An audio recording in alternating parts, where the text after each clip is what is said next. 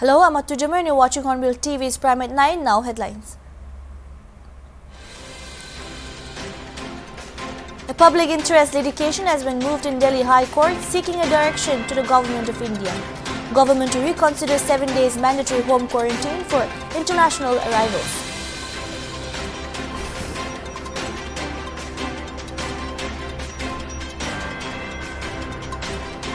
Former Uttarakhand Congress President Kishore Upadhyay joined the Bharatiya Janata Party.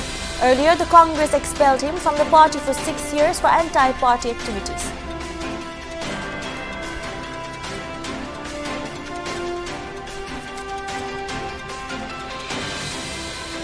All India Students' Union and other youth organizations called for Bihar Bandh on Friday to protest the alleged irregularities in Railway Equipment Board's NTPC result. The students' bodies termed the Railway Ministry's move to form a committee to look into the concerns of the students as a hoax.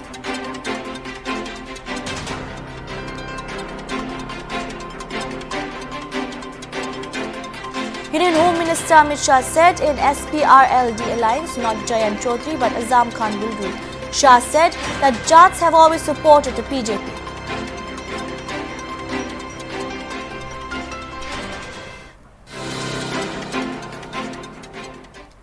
The 50th General Conference of All Sumi Students' Union or SKK is underway at Shena Old Village, Sapika area of Zeniboto.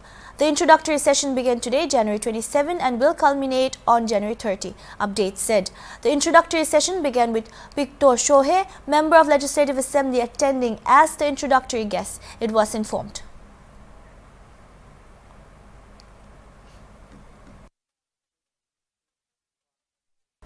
The Department of Youth Resources and Sports, Government of Nagaland, has set up a regional centre for sporting excellence in Sovima.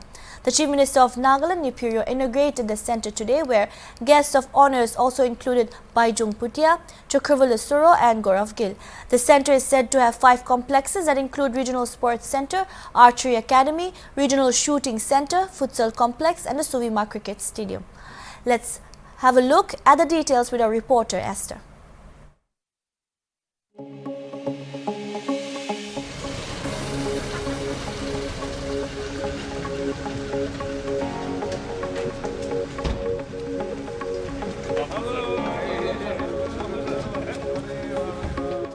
The sports presidents of archery and the youth India. God bless.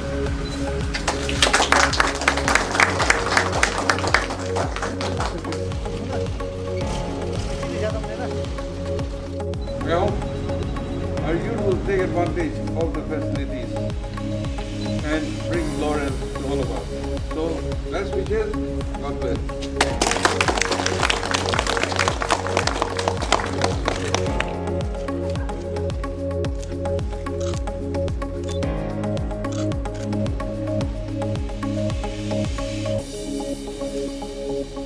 Of the Regional Center for Excellence for Sports here at Sovima.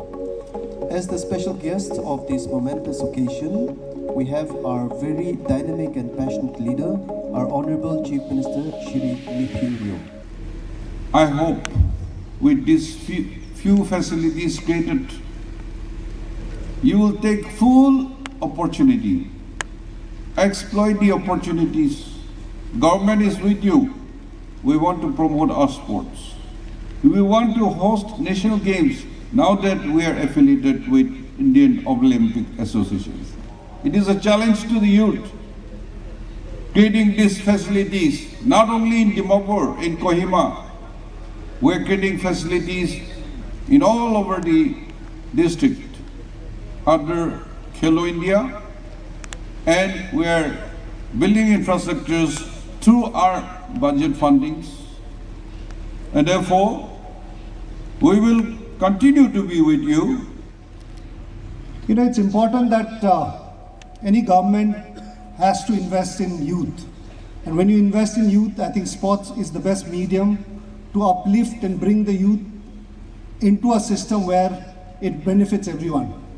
Sometimes, you know, you always see that people are complaining, ye nahi, wo nahi, but it's very important that we need to change ourselves. We need to encourage our kids, ourselves to be fit, more sporty, Yes, obviously, if you can go on to play for country and make a name for yourself and for the country is great. But apart from that, I think just staying healthy, getting the youth into right sporting channels and using their energy is what I think is very, very important. So I think it's important that we don't really look at kya milega, kya benefit hai, to just go and start playing and make sure we encourage everyone. So I'm sure, as Abu just said, this futsal is a wonderful facilities you've created. And from tomorrow, I expect the futsal arenas to be filled with every age group people to play. And this is one of the fastest growing sports in the world, futsal. We need to have sports facilities in one consolidated area so that in future we can hold multidisciplinary sports events like the Nagaland Olympics, the Northeast Olympics, or even the National Games. It is these facilities that will create opportunities and vistas and platforms for young sports persons to bring glory not only for Nagaland but for the country in the years to come. Creation of facilities like this under the vision of our Chief Minister, we hope will create champions from here who will become global winners across the country and across the world. It is the ambition of the Nagaland Olympic Association to constantly pursue the Olympic ambition of Citius, Altius, Fortius. The Olympic ambition to get stronger, to run faster, and to jump higher. And today, with the inclusion of the new word, communiter, stronger together. We have here Bhaichung at the inaugural of the Regional Center for Sporting Excellence in Sovima, Dimapur. So, sir, thank you for speaking to Hornbill TV. Sir, what is actually the problem in the Northeast, do you feel? Apart, earlier you had said in your speech that instead of going and asking what are we going to get out of it, but what is exactly, apart from that, the problem with the youth or even with the government, would you say? No, I think that way we're still much better compared to the rest of the other states. I think Northeast is still the hub for sports in India. Yes, despite saying that, I think we still need to do much more. But as I said, I think everything comes from individual first. We need, yes, the government, the sports associations to provide the platform, provide the support. But that individual person has to also come up with that passion and heart and dedication and interest to really play. So I think if that doesn't come, despite having all the support, also it does not happen. So it's a combination of everything. So in Nagaland, I think we need first, the individual people, individual sports person, parents to start having that sporting nation to just play and just not look at what benefit I get being a sports person. I think you just need to stay healthy, be fit, and then I think if you go on to play for India, make good living out of it, it's great. So I think it's a combination of everything, and hopefully with the facilities here, I'm sure the players would utilize it. But at the end is the hard work and the dedication from individual, and with the sports association and government giving the platform. So this was the inaugural program of the Regional Center for Sporting Excellence, inaugurated by the Chief Minister of Nagaland, Nipurio, at Sovima, Dimapur. Reporter Esther with camera person Seye, signing out for Hornbill TV. Soon after becoming the Lok Sabha Speaker, Om Birla has constantly been working to make the Parliament and parliamentary proceedings accessible not just to the members but also to the public at large. Taking a step ahead, Parliament will soon expand its digital footprint.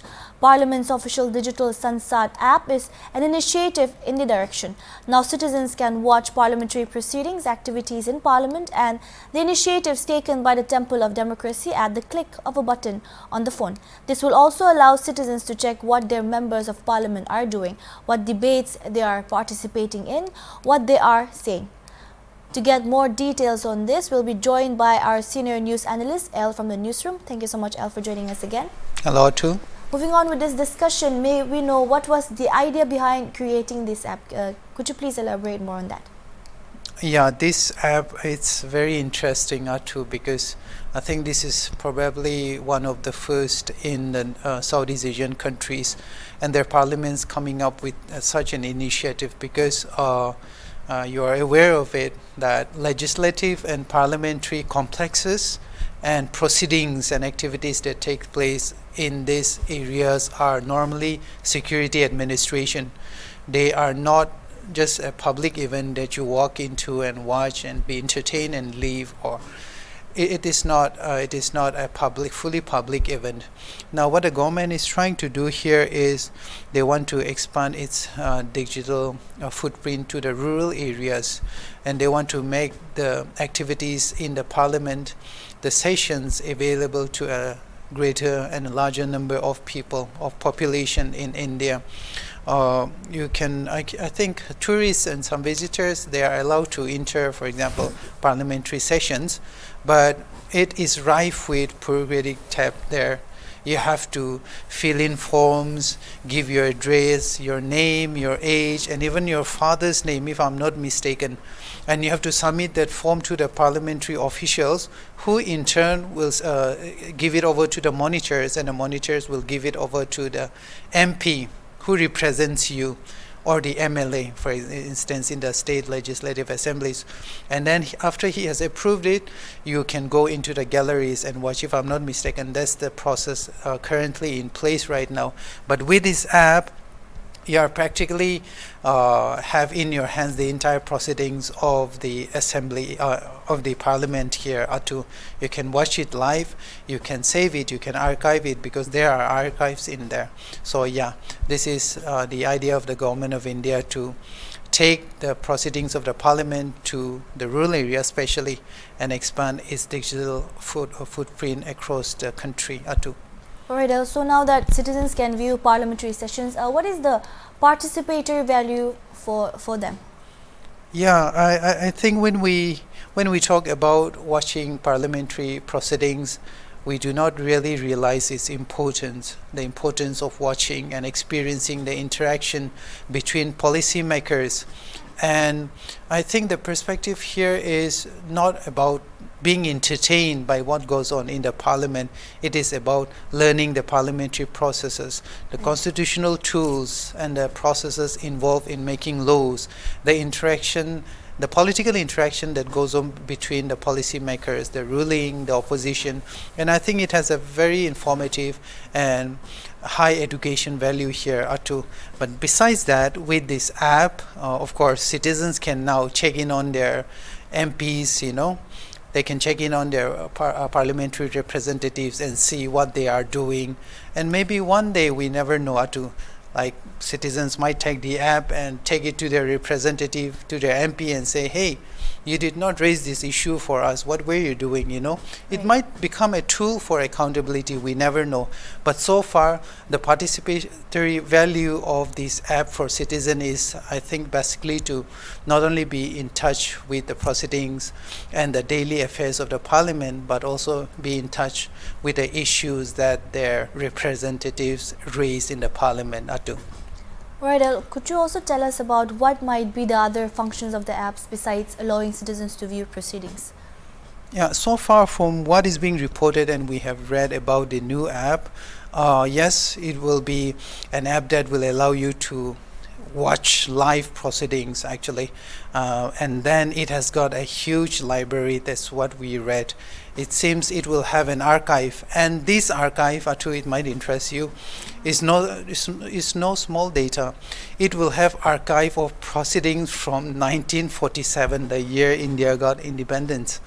So the archives will have speeches and participations and notes in regard to policymakers' participation from 1947 till date, which is about from the 12th session to the 17th session or two. So it will have a library of its own, besides enabling you to watch live proceedings or two.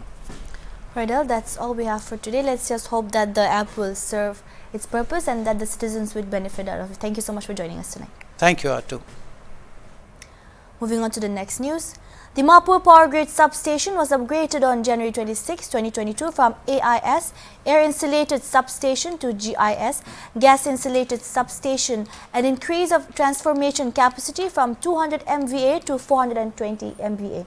HornbillTV interviewed Chief Manager Adarsh Singh and D. Nakro, Junior Engineer of Power Grid, on the benefits of upgradation of substation and power lock shedding in Dimapur and other districts in Nagaland. Let's have a look at a detailed report.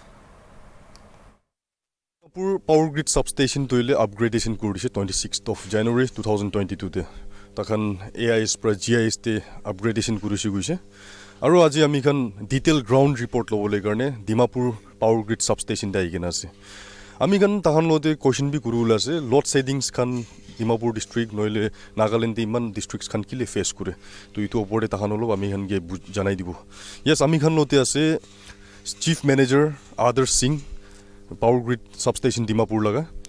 Yes sir, welcome to Hornbill TV. Yes sir. Can we know more about upgradation of your power grid station? Yeah, like earlier it was an AI substation, but now we have converted it in a GIS substation, which mainly reduces the maintenance cost for the system and also increases the reliability and the quality of power to the states. So it is a new technology. So we have upgraded the substation. Along with we have also increased the transformation capacity of the substation. Earlier it was 200 MVA with 2 numbers of 100 MVA transformers. Now we have added 2 new 160 MVA transformers. So now the capacity has been increased to 420 MVA.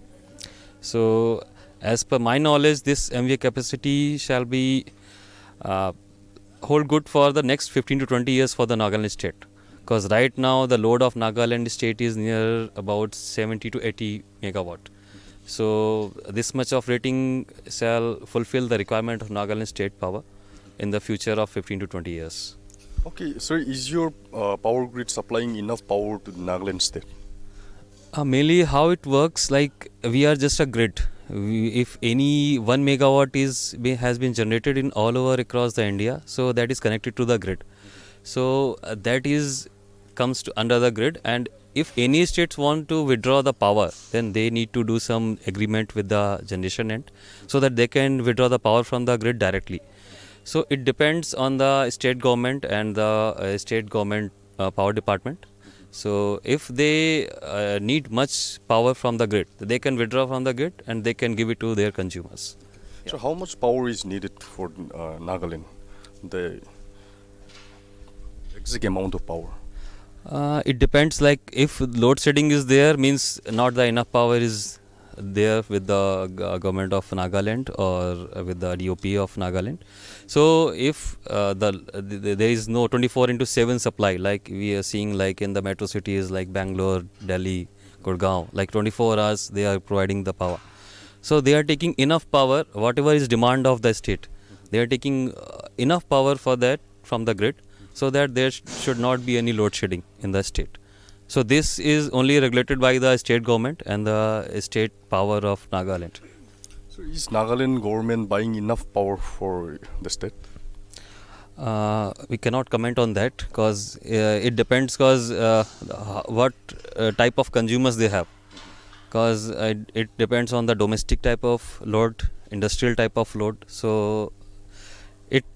only varies according to the state government requirement. Okay, ami khan lode te junior engineer D Nakro, Miss D Nakro pi ase ayi tailo ti bi lok kotha patibo ami khan janibo. Yes Miss, Dimapur doile kile man power load shedding khan to face kore apni la sabte? Okay, mula hisab te do mohan la side pra power grid la side pra do mohan 24/7 power supply di ase. To ki karne load shedding bishi face kore ase, itu do Department of Power state and tahan brahe balra answer dibo paribo. To apni khan la ete Dimapur te kiman required lage power, itu olop idea ase apni? Peak demand to 80 megawatt iniga hobo power Dimapur district la. Apni khan iman to dibo pari ase tibo? Yeah, mon iman dibo pari ase, and as mentioned mula survey kwanishna mon la transformation capacity bi increase hujise. To mohan 80 megawatt la opor bi dibo paribo. Peak season suppose ni Christmas season inya time debi mohan idura bi opor uthi jay. To udu time kan debi mohan ni ready ase mohan dibo paribo. So demand dibole to ready ase, supply do ready ase. Ready ase aro in the next circwanishna 15 to 20 years demand do idura bi uthi shegulibi mohan do ready ase 24/7 dibole. Yes, ami khan additional question ekta rakhibo. Consumers khan power ke bhal pra economic pra cholabole karone apni pra kiba message dibo paribo? Yes, moi kole mun jai mohan ajikali Nagaland de ঘৰ বনাইছি গুলিবি নিজৰ লাগৰে থাকিছি গুলিবি মহান পাৰাতাক মহান solar energy দে switch কৰিলে বেছি ভাল হ'ব sob manu karni bi ghor nutun banase gule idu ya thakina banawo lage idu solar system do install kro lage mohan na to idu bhabiwo lage aro and ita present condition de mohan kiki kurilibi saman khan kiki chulailibi electrical la saman khan kiki chulailibi mohan na chulai time de sob off kuna rakhiwo lage to inya ushugule mohan power save kro parwo thank you to ami khan ite power grid dimapur substation te আমি kan janise takhan toile enough power to di supply to dibo pare guise hoili bi load shedding opore takhan iman comments dibo par nai. A national conference on intellectual property rights organized by the Indian Chamber of Commerce was held today at Life Spring Corner, Dimapur. New entrepreneurs and business establishments were taught on how to make use of the intellectual property rights. Many intellectuals spoke at the conference, both virtually and non-virtually. Let's have a look at a detailed report with our reporter Sungmo. In this area, if you want to do business, if you want to develop your own idea, an innovative idea, design, or everything, your copyright, you have to have knowledge, informations, any activity you do, develop, we can do trademark registration, we can do GI tech. For example, in Nagaland, there are 17 tribes, 18 tribes like people are there. There are traditionally so many things, shawl, all the makila, all these things are there. But in Nagaland, very few are registered GI tech. Only tomato, Naga tomato is registered, and Chisami, Jakisang, over there registered their heirloom. Most of the people are not registered. If you registered, your valuation will go up, your business will grow up. We are producing, but outside the people, designer, vision, everything will come. They are collecting, they are adapting, they are collecting designs of you and they are selling in the other country as a J product. We are leaking because we are leaking IPR. IPR, as my fellow speakers have said before me, is a significant tool to protect an innovation getting infringed without the knowledge of the inventor.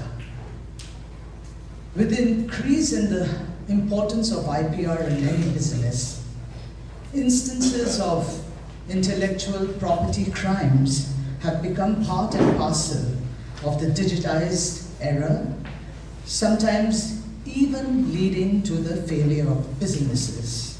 And why that happens is because when there is too much of replication and copying of your product, and you have not registered and safeguarded your business, this definitely leads to failures. And so companies rely on adequate protection of their patents, as was mentioned earlier by the speaker, trademarks, copyrights, and geographical indicators of goods, or GI. GIs are typically used for agricultural products, foodstuffs, wine and spirit drinks, handicrafts, handlooms, and industrial products. And in the Northeast region, we are, considerably bounded by these goods and values and assets. And in these valuable assets, if GI tagged, the opportunities are quite inexhaustible. Indian Chamber of Commerce ICC Kanpura organized Kurigina National Conference on Intellectual Property Rights Ajilushe Aro Itu Conference to 75 India's independence Azadi ka Amrit Mahotsav lo associate kurigina loa laga se aji itu conference de various intellectual kan present tagishe aro yeti ita upcoming young entrepreneurs aro various business itu establishment de tagya khan ge itu intellectual property rights la tahan importance kan koi dishe aro itu tahan la business dikina akilui chawli la se itu kan koi dishe itu tagishe achila conference moise reporters mo with camera person Joy Watch for Hornbill TV Dimapur. The daily COVID cases in India saw a marginal increase of 0.1%, but the positivity rate remained a concern as it jumped to nearly 20% as the country reported under 3 lakh cases for the third consecutive day today. With the addition of 2.86 lakh cases reported today, the COVID tally in India, the second worst hit country after the US, now stands at 4.03 crore. The active cases now comprise 5.46% of the total infections, while the national COVID-19 recovery rate has decreased to 93.33%. The daily positivity rate, the share of coronavirus tests that returned positive and considered a key marker of the pandemic status, is up from 16.10% to 19.59%, while the weekly positivity rate was recorded at 17.75%. India's COVID-19 vaccination coverage has crossed 163.84 crore doses. At least 72% of India's adult population is fully vaccinated, whereas around 52% of children in the 15 to 18 years old age group have been inoculated with the first dose of COVID vaccine. As many as 573 people have died of COVID during the past 24-hour period, according to the Health Ministry. At least 60% of the patients who died during the current wave of COVID pandemic were either partially or fully unvaccinated. That's all we have for now. Keep watching Hornbill TV.